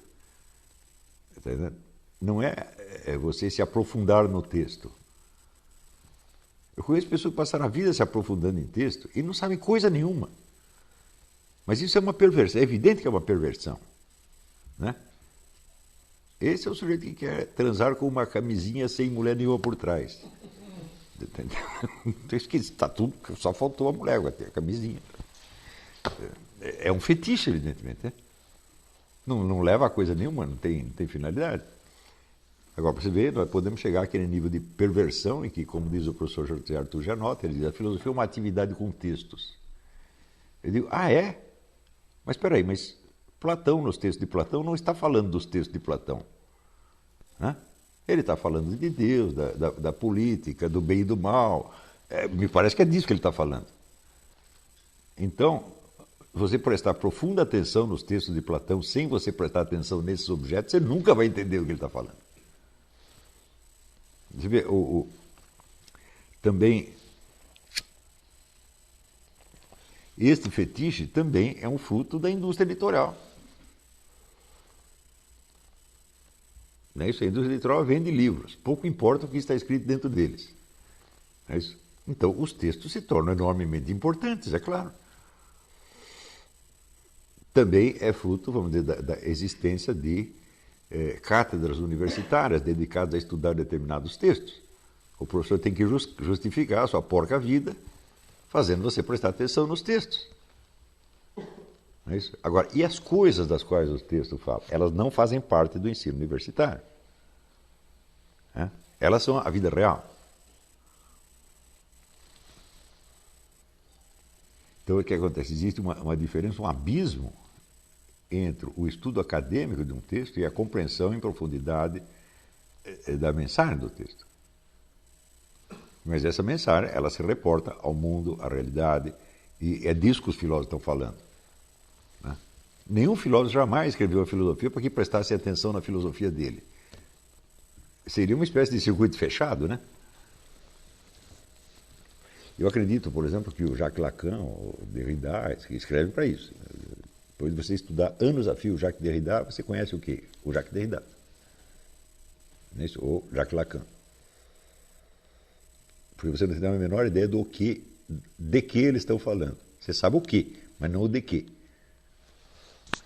Eles mesmo negam que exista um de que. Né? Eles um texto se refere a outro texto, que se refere a outro texto, que se refere a outro texto, etc. Então só tem texto. Então, de certo modo, eles te proíbem de sair de fora do texto. Então, é claro que é uma atividade hipnótica isso aí. Né? Quer dizer, em vez do senhor estar falando para abrir a sua mente para coisas que estão infinitamente além do discurso e da situação de discurso, ele está fechando você dentro do discurso. Isso aí é uma escravização mental. Você entra dentro disso e você não consegue sair nunca mais. E justamente isso aqui é uma das coisas que eu estou querendo evitar. Eu estou querendo ensinar a vocês como é que se evita isso.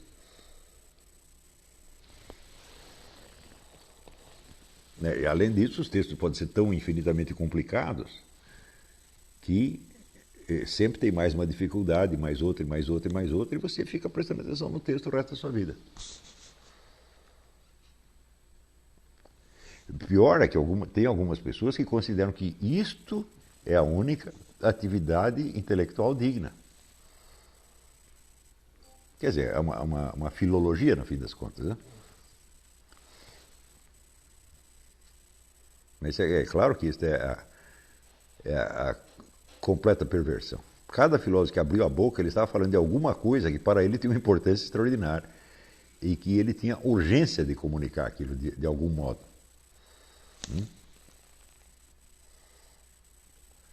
Então, é um problema vamos dizer, do foco. Né? Quando você olha através de uma janela, você pode prestar atenção no que você está vendo para além da janela, ou você pode ficar prestando atenção nas manchas do vidro. São duas atividades completamente diferentes. Então, eu entendo esses textos filosóficos como se fossem janelas, tem alguma coisa que está indo para além deles. E se eu conseguir, através da imaginação, acertar o meu foco no que o sujeito está mostrando, no objeto do que ele está falando e na ação que ele tem em vista, ação, no caso, uma ação intelectual, então eu o compreendo em profundidade, mesmo que eu o leia pouco. Está entendendo? Quer dizer, você leu, por exemplo, você leu um texto de Platão, com essa profundidade, os textos seguintes vão ser infinitamente mais claros para você.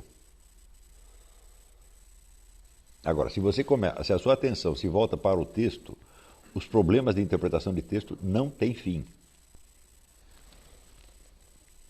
E eles não têm fim justamente porque o texto nunca é completo. Todo texto é imperfeito, incompleto, fragmentado, por definição.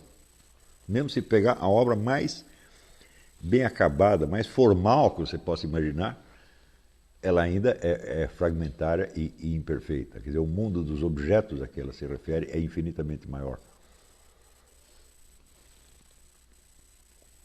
Então você tem essas várias formas de fetichismo. Né?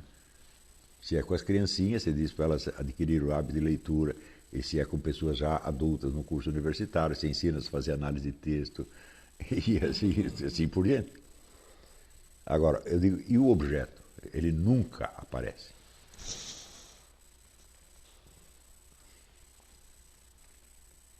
E pior ainda, quando você está, por exemplo, você está lendo as Confissões de Santo Agostinho. Bom, é quase impossível você ler as Confissões de Santo Agostinho sem você estar fazendo uma confissão também comparando com a dele. Não é isso?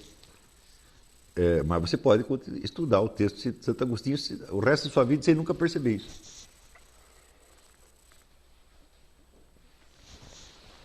Então, você vê, eu já comecei esse curso mostrando que mesmo nessa experiência muito simples dessa moça com a freira, essa experiência já abria para o mundo inteiro. E é essa abertura que é, vamos dizer, a finalidade da conversação, do estudo, etc, etc. Qualquer coisa que você diga se refere a coisas que vão para além das palavras. Né? Eu peço aqui para a Roxane, me dá um cafezinho. Você percebeu? Não tem uma garrafa de café ali? Alguém fez o café, trouxe café. Tudo isso aconteceu fora do meu discurso. Se não existisse isso, eu dizer me dá um cafezinho não significa nada. Aliás, um pouquinho mais.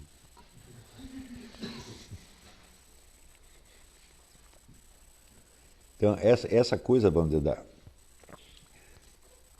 quando eu era jovem, eu ajudei uma amiga minha a traduzir alguns livros de linguística. Ela era tradutora, trabalhava para a editora Perspectiva, e quando ela tinha umas dificuldades, eu ia lá e eu ajudava ela. E era tudo assim, era Júlia Kristeva. O melhorzinho, o menos insuportável era o Noam Chomsky, por incrível que pareça. Mas eu comecei a ficar bravo com aquilo. Falei, pô, esses caras, eles querem nos meter dentro desta coisa aqui. Isso aqui é uma arapuca, você entra aí e você não consegue sair mais. Isso não é apenas um erro, isto é uma maldade.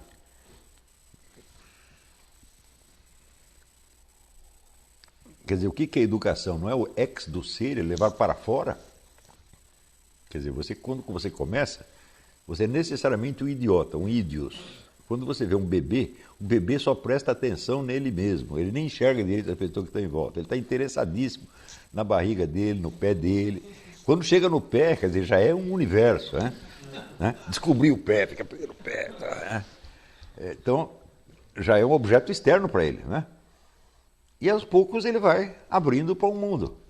Ele já está dentro do mundo desde o início, só que ele não sabe disso, ele vai ficar sabendo aos poucos. Eu digo, isso é educação. Agora, fechar o nego nele mesmo, no texto, é torná-lo um idiota, é fábrica de idiota.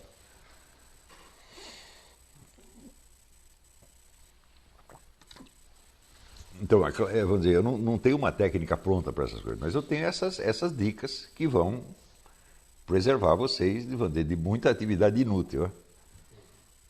Diga. Então, assim, pelo que você falou, digamos assim, em termos de emprego do tempo, no estudo, na leitura, então, para cada 1 hora de leitura, seria necessário 4 horas, 3 de reflexão, assim, fazendo uma Às vezes, mas às vezes a atividade imaginativa é imediata. Nem todo livro permite isso, mas alguns permitem. Por exemplo, quando tem certos romances, quando você lê, aquilo é como se fosse um cinema que passa na sua cabeça imediatamente. Não dá, se lê Stendhal, você enxerga o que ele está falando. Outros não é assim, você vai precisar fazer um esforço, rememorar a coisa. Né? Isso varia de livro para livro. Alguns também não, para alguns é imediato. Não é isso? Outros não, outros você só vai entender no dia seguinte. Né? Porque aí é uma questão, vamos dizer, do dom literário do filósofo. Nem todo filósofo é um grande escritor. Não é isso? Quer dizer, se ele for, além de ser um grande filósofo, um grande escritor, bom, então a visualização da coisa é muito mais fácil.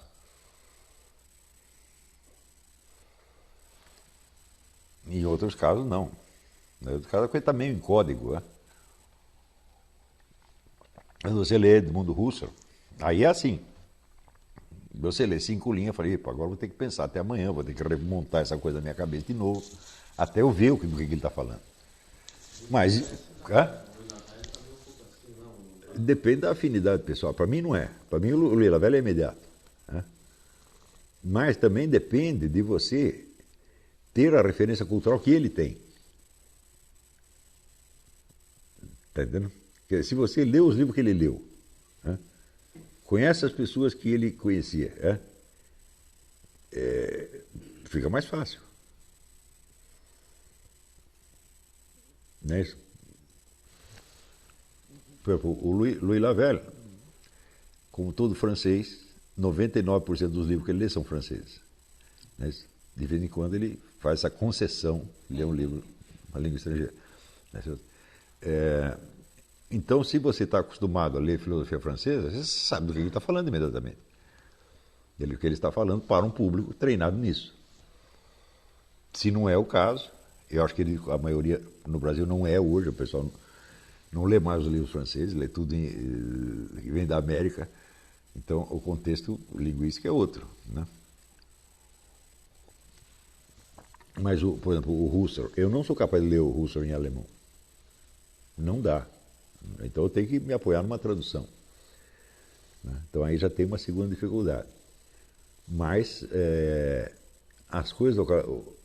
O Husserl não era um sujeito que pensava assim linguisticamente, ele era um matemático. Então, a linguagem dele é assim, um altíssimo nível de abstração, quase irrespirável. Então, se é abstração, então você vai ter que construir os conceitos. É como assim? Como é que você estuda um livro de geometria? Você não estuda com lápis e papel na mão? Ninguém vai conseguir aprender geometria só pela imaginação. Você vai ter que desenhar. Né? O Husserl é a mesma coisa. Você tem que desenhar de algum modo.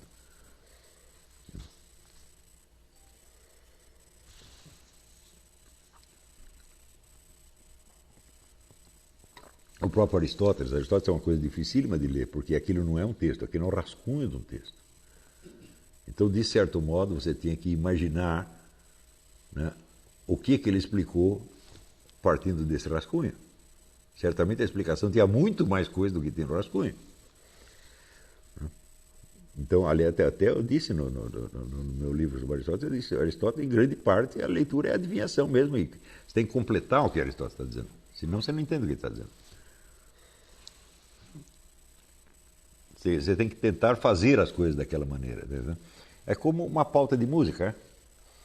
Se você é o Mozart, né? Você vê a pauta e a coisa já toca na sua cabeça, mas em geral as pessoas não são assim, você vai precisar tocar num pianinho para saber o que é, né? Então é isso. Mais perguntas? Só mais uma. Com relação à sua expectativa na leitura, isso, sob certo aspecto, não entraria um pouco em conflito com aquela ideia de suspension of disbelief? Não, isso é a suspension of disbelief. Quer dizer, a suspension of disbelief consiste naquilo que eu estava dizendo de você se deixar conduzir. Você não sabe onde ele vai chegar, mas você confia nele e deixa ele levar você. Portanto, o seu fluxo da sua imaginação, das suas ideias, tal, vai seguindo o que ele está dizendo. Se você tiver, por exemplo, eu vou ter que parar de ler e agora pensar um pouco. Pode acontecer de você ir parar longe do texto, mas depois você vai voltar no texto. Então você sabe de tudo aquilo que você pensou nesse ínterim, o que se aproveita para a compreensão do texto e o que é outra coisa. Quer dizer, esse deixar-se conduzir é exatamente a suspension of disbelief. Quer dizer, eu não estou julgando a coisa, não estou contestando, eu estou apenas acompanhando e revivenciando aquilo.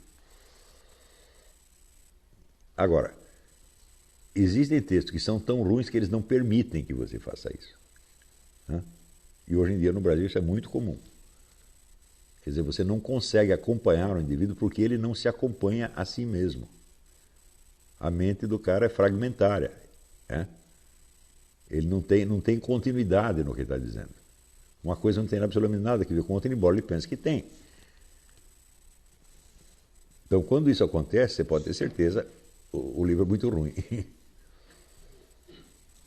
Quer dizer, você está... existem textos que eles são expressões do estado de inconsciência. Quer dizer, é uma máquina de falar que está desligada de uma máquina de perceber. Certo? Então o cara percebe uma coisa e diz outra, isso é, o negócio da paralaxe cognitiva é isso. sujeito está percebendo uma coisa, mas ele não consegue verbalizar o que ele percebe, então ele verbaliza outra, ele se deixa levar pelo automatismo da linguagem. Então, é claro que você não consegue acompanhá-lo, porque ele não está se acompanhando também. Isso acontece. Diga. Eu estou pensando o seguinte, com relação a esse processo imaginativo que a gente precisa compreender a obra, enfim, tem que, você teria como explicar isso melhor, se seria, por exemplo, necessário ter um conhecimento prévio da biografia do autor, ou alguma coisa assim, para entender sobre o que é que ele está falando, como é que ele vê aquela realidade. Não, o que você precisa é você saber algo do objeto, do que ele está falando. Se você não sabe nada, se é um objeto que você só está conhecendo pelas palavras dele, aí fica difícil. Você tem que ter um ponto por onde você pega, como a Marie Hortin precisava ter a faca presente. Né? Então, o objeto do qual ele está falando, quer dizer, o referente, ele tem que existir para você fora do texto. Isso sim. Agora, precisa conhecer a biografia do autor? Às vezes sim, às vezes não, mas não pode ser uma coisa essencial. Eu digo assim, porque para conhecer essa realidade da qual ele está falando, porque ele tem vamos dizer, ele tem uma opinião a respeito, às vezes tem o mesmo tema, um autor diz uma coisa, o outro diz outra. Então, eu tenho que fazer esse processo imaginativo. Então, como é que se dá para eu chegar na realidade em si? Né? Isso é uma verdadeira maravilha, porque você vai ter que olhar essa mesma coisa, supondo que estão falando do mesmo objeto, por aspectos diferentes. Os quais aspectos todos existem. Não é isso?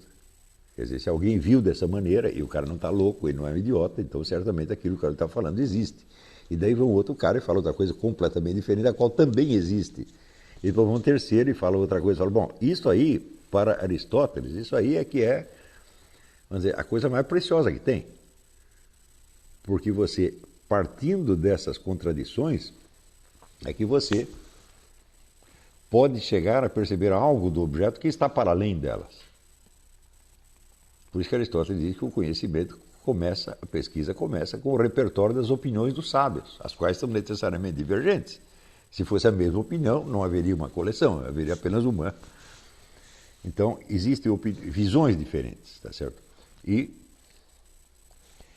essas visões, você vai ter que compará-las, né, usando o sistema das categorias. Quer dizer, em que categoria o sujeito está predicando? Ele está falando da essência, da qualidade, de um acidente, etc, etc. E daí você vai nivelando, botando como se fosse várias escadas, tá certo?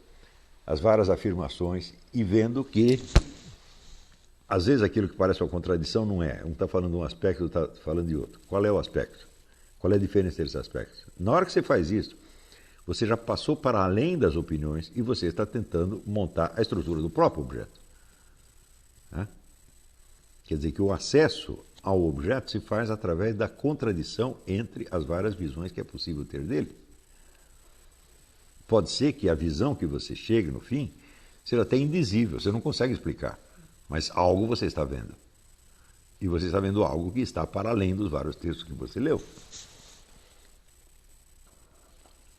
Por exemplo, agora mesmo eu exemplifiquei isso, quer dizer, eu parti de um exemplo que eu encontrei no livro do André Marc, que ele analisa para explicar a noção de signo. E depois o que eu fiz? Eu fiz uma análise laveliana disso aí. Quer dizer, a experiência da presença no mundo, que é um assunto do qual o André Marc não está falando. Essas duas coisas são diferentes, mas eu posso articular uma e outra e perceber que naquela experiência relatada pelo André Marc está presente já esse elemento da presença no mundo. Então, isso não está nem num texto nem no outro. Fui eu que percebi a conexão. A gente sempre faz isso. É aí que aquela história da leitura sintópica que o Adam fala. Pode ser. Você pode usar aquilo como subsídio. Note bem que a leitura sintópica é você colecionar várias opiniões de várias pessoas, autores clássicos, sobre um determinado assunto. Mas a perspectiva do Adler é mais uma discussão que visa a vamos dizer, harmonizar, tirar alguma conclusão. E nós não estamos falando disso aqui. Né? Não se trata de você discutir a coisa. Trata de você chegar ao objeto. Portanto, é algo que diz respeito à sua percepção do objeto e não à opinião que você vai emitir depois a respeito. Está entendendo? Então, muitas vezes a ideia da discussão, do debate, etc., ela é muito prematura. Você precisa ter um trabalho interior primeiro, quer dizer, um trabalho de percepção. Mesmo que você não consiga explicar nada. Então, eu sei que para cada coisa que eu estou lecionando, que eu estou explicando, existem 1000 outras que eu não conseguiria explicar. Mas que eu sei de alguma maneira, eu sei para mim. Não é transportável ainda. Né? Tá, agora eu digo a parte transportável, a parte que eu posso expressar, o resto não posso. Então, você ter esse repertório de percepções é o que vai dar, vamos dizer, a riqueza da sua personalidade intelectual. Né? Quer dizer, essa riqueza se mede por aquilo que você não consegue explicar, por aquilo que você sabe, mas que está para além da sua capacidade linguística. Agora, tem nego que em 10 minutos ele fala muito mais do que ele sabe. Não é isso? Não é uma qualidade invejável. Todo o método do Adler tem esse problema. O método do Adler é todo voltado para a finalidade social. Isso criar um bom diálogo eficiente entre bons cidadãos da democracia americana. Eu acho altamente louvável, só que isso no Brasil não existe. Então, nós podemos seguir. Eu mesmo comecei a aprender as coisas seguindo o método Adler. Mas eu estava ali participando como cidadão imaginário de uma democracia imaginária. Eu olhava em torno e eu não via nenhuma discussão daquele tipo em volta. Isso aí, nos anos 50, 60, imagina hoje. Naquela época já não tinha essas discussões. Eu falava, vou discutir isso aqui com quem? Então, por exemplo, se eu levanto uma questão sobre a existência de Deus, ou a existência do mundo externo, etc., etc., bom, isso aí, no máximo, faz parte de uma disciplina acadêmica que os caras estão estudando lá para tirar um diploma, não sei do quê. Não é um assunto que tem importância em si mesmo, importância vital para ninguém. Não é isso? Para mim tinha importância vital, mas eu não encontrava mais ninguém para quem aquilo fosse um negócio importante em si mesmo. Só era importante em vista de algum exercício profissional. Então eu falo, bom, mas onde é que eu vou discutir essas coisas?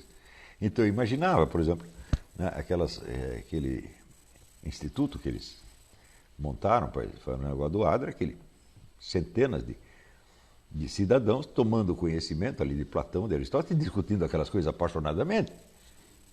Né? Eu falo, mas isso não tem no Brasil, meu Deus do céu. Então eu tenho que fazer tudo pela imaginação. Só que essas coisas não existem no Brasil, mas o Brasil existe. Existe uma sociedade brasileira, nós estamos dentro, e vocês estão dentro. Eu não estou mais. Vocês estão dentro dela. Não é isso? Então, o trabalho que nós temos que fazer, ele tem que ser adaptado para esta finalidade. A finalidade principal é a seguinte: você sobreviver intelectualmente dentro de um meio hostil. Né? Sobreviver primeiro. E depois, se possível, você agir. Mas, como dizia o meu professor de artes marciais, Michel Weber, antes de aprender a bater, é preciso aprender a apanhar. Não é isso? Então, assim, apanhar, subentender, apanhar sem cair. Né? E sem sair correndo. Então, na hora que parou de doer as porradas, né? Então aí você pode passar para a etapa seguinte, que é de você reagir, fazer alguma coisa. Mas a sobrevivência intelectual nesse meio é uma coisa difícil e ela se obtém através, vamos dizer, da concentração intelectual.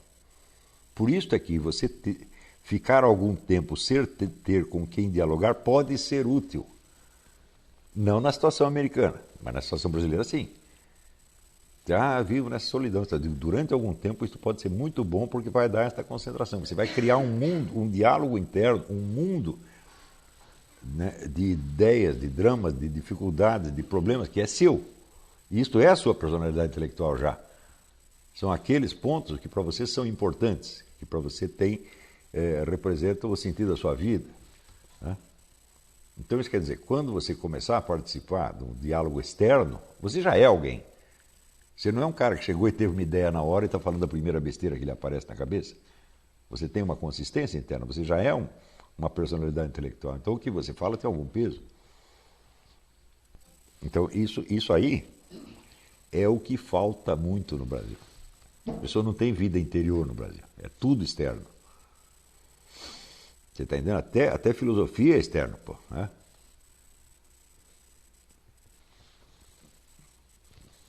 Então, você pega no Brasil, o sujeito escreve um livro, ele tem menos trabalho para escrever o livro do que para fazer as pessoas falarem do livro dele. Não é isso? Tá, tem que visitar o fulano, tem que puxar o saco do ciclano, tem que ter uma noite de autógrafos. Quer dizer, a produção é tão importante, né, que o espetáculo mesmo perde importância. Sabe? Então, é claro que isso é uma situação perversa que não pode continuar assim. Nós temos que necessariamente educar, criar pessoas que tenham uma consistência, que tenham um mundo próprio. Né? Daí, quando começar a abrir a boca, fala, bom, aí o diálogo vale alguma coisa. Né? Porque essa pessoa, ela sabe algo, ela experimentou, ela viveu, né? E o outro também. Então, vocês têm que trocar. Senão, entra naquele negócio que falava o Daniel Brilhante de Brito. O fulano me convidou para trocar umas ideias com ele, mas eu não fui não, porque eu ia sair perdendo na troca.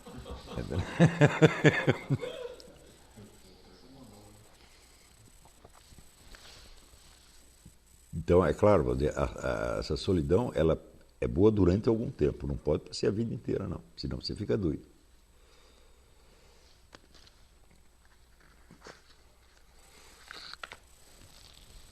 A questão de memorização, porque assim, a memorização está totalmente ligada com a imaginação, certo? Sim. Então, como trabalhar melhor essa memorização? Porque às vezes você lembrar de certas partes do livro é um pouco complicado. Né? Bom, dificilmente você vai ter que decorar um livro inteiro, é isso? Mas eu vou falar disso numa das próximas aulas, quando a gente falar da poesia. No caso da poesia, decorar é muito importante, como música. Se quando terminou de tocar a música você não lembra mais dela, ela não funcionou. A música, ela mexe com você quando ela se integra de algum modo no seu imaginário e ela se repete na sua mente. É? Mas isso aí já talvez a aula de amanhã a gente mexa com isso aí. Tá bom? Tem mais pergunta? Se não tem, então acabou. Voltamos amanhã.